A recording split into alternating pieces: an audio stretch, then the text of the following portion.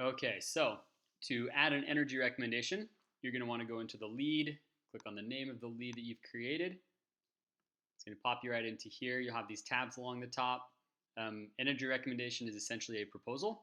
So you're going to click on the proposals tab, and then here you go, just click on add energy recommendation. So the system's pretty intuitive. Obviously, you're just going to be working from left to right. In this section here, you're just going to verify that all the information is correct. Move on to the next tab.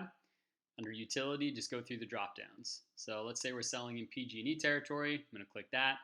Under consumption type, you have several things that you can select, but I always select annual total.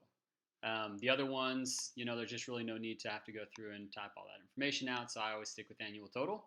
And then I've done my math. Just go ahead and type it on in. So let's say it's 9,500 kilowatt hours. Type it in here. This drop down right here typically is going to remain as yes. What this is for is that if you have a lead over here, let's say Bruce Willis is the name of the lead, but the utility bill is under his wife's name, you're going to select no. You're going to type in the wife's name. That's going to trigger an email when they're docu-signing everything to go to the wife to sign the NEM and then come back to you. So that's very important, obviously, to make sure that PTO and the approval happens quickly. So make sure that you're just double checking that. If for whatever reason you missed that during the time of sale, it's not a big deal. ESP is going to be able to handle that. I'm going to go ahead and select yes, just so that we can make sure for ease of use to get through it. All right, next tab, go on to system. This is where you're essentially pricing out and designing your system. So basically just work from top down, go through the drop downs on existing roof material. Make sure that you know what kind you're selling. So obviously if I'm doing a shingle, there's no adder for that.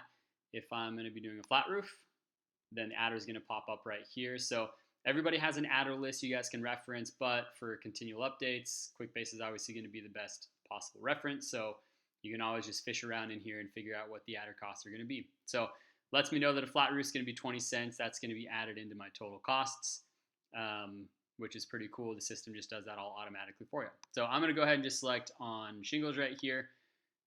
So we have no adder there. Panel type, same thing. I can select a Solaria. It'll show me what the adder is right here. And then inverter as well. If for whatever reason you have a customer that just really loves microinverters, you can select them. There's a 15-cent adder for it. We like SolarEdge better, plus they're less expensive. So I'll go ahead and just select our base model, the Qcell 295 watt. And now we'll go down to system details. So this number of panels right here is being spit out based on what I put here for usage. So pretty cool part about QuickBase is that there's a calculation built in here, pulls from regional data.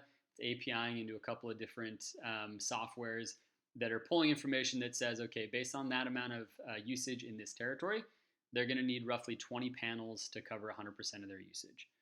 If for whatever reason you know that there's a lot of shade, or maybe you have to put all these panels on a northeast section or whatever it might be, you can override the system and just select however many panels you want to go up there. So let's say it's 24.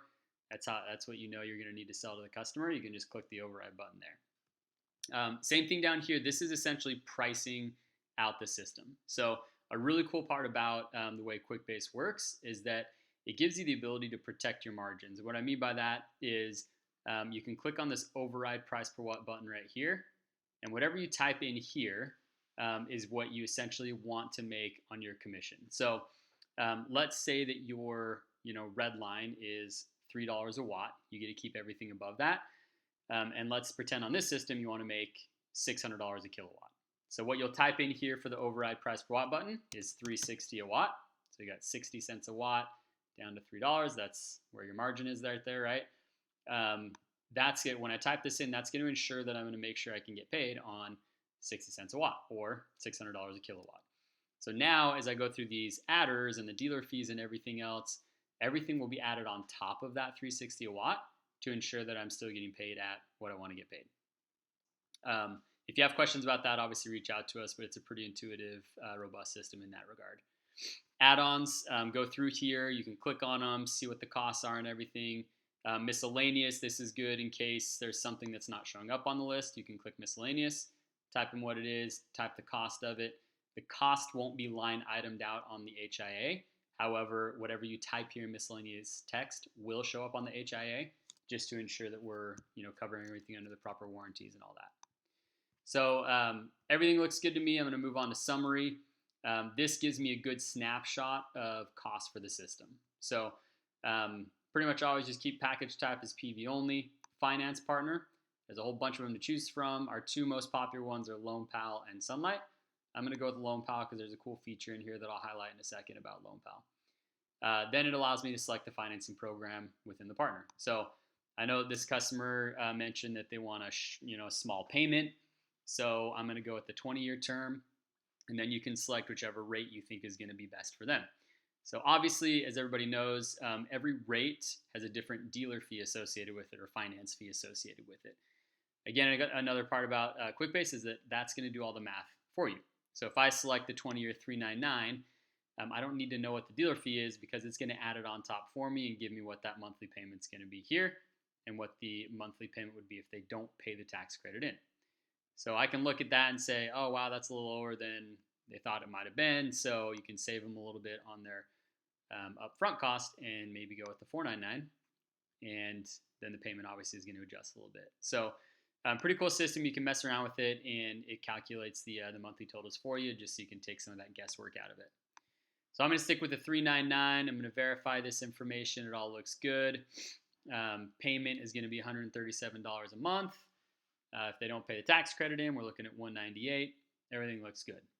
So if you get down to the point where you're setting pricing for a customer, you go into the house, you're selling the system, you've already priced it out in Phoenix or whatever other proposal software you have, and the customer says, you know what, that $31,544, I'm just not happy with it. If you drop that to $30,000 even, I'll go with you guys right now. Nice part about this is rather than going back and forth and figuring out what that price per watt is, you can just come down here and click set total price, type in $30,000, and everything recalculates. So this also helps to spit out the total price per watt. So that's going to be adders, dealer fees, everything built in, the total price per watt to the customer.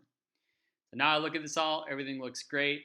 We're pretty much done with building the energy recommendation. I'll go over here to documents, and then there's a couple things I'll show you on this. Nice part about LoanPal is that based on the program that I chose here, which was that 20-year $399, there's a gem associated with it, which is Diamond in this case. So each of these gems have different links associated with them, and those are all API'd into QuickBase. So when I come over to documents, LoanPal Diamond link is going to be loaded into here. And obviously we're not going to be sending that out just yet. We want to save this. We're doing this obviously before we go into the home just to kind of price it out, build things to how we think it should be. And now I just want to save and close it. So come on down here, save all the information that you've already typed in here. And then it's going to pop you out to the lead again. And now that energy recommendation that I just built is right here. Nice part about this system too is that you can build a number of them if you really want to. I could price out a 20-year, a 10-year, a 12-year, and just have them all ready here so that when I get to the customer's home, I don't have to go back and forth and build new proposals. They're just saved right here. So that's pretty much it for the energy recommendation.